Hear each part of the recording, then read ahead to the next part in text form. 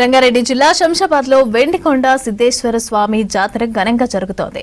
నిన్న బసవేశ్వర ఆలయం నుంచి శివపార్వతుల పల్లకి ఊరేగింపు యాత్ర జెండా చౌరస్తా, యాదవ్ బస్తీ, కాపుగడ్డ, బస్టాండ్, ఆర్బీ నగర్, మధురనగర్, రాళ్లగూడ మీదుగా సిద్ధేశ్వర ఆలయం వరకు జరిగింది. ఇవాల్టి నుంచి 3 రోజులు స్వామివారికి అభిషేకం, కుంకుమార్చన, ప్రత్యేక పూజలు నిర్వహిస్తున్నారు.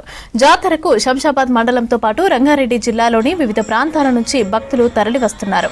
3 రోజుల పాటు జరిగే జాతరకు అన్ని ఏర్పాట్లు చేశారు అధికారులు. ఆర్టీసీ ప్రత్యేకంగా బస్సులను నడుపుతోంది.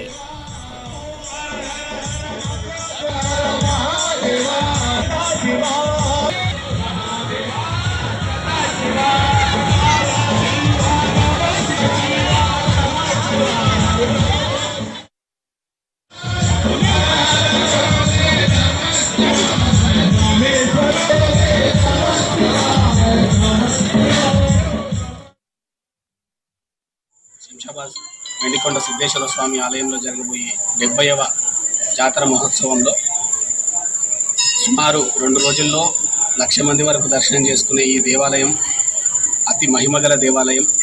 సందర్భంలో విశ్వ హిందూ పరిషత్ తరపున విశ్వ హిందూ పరిషత్ ప్రాంత అధ్యక్షులు విచ్చేయనున్నారు. ప్రాంత కార్యదర్శి వారు, జాతీయ కార్యదర్శి రాజనీతుల శశిధర్ గారు, అదేవిధంగా ప్రముఖులు, స్వామీజీ వాళ్ళు ఈ 2 రోజుల్లో సుమారు ఒక 10 మంది మన స్వామీజీలు ఇక్కడ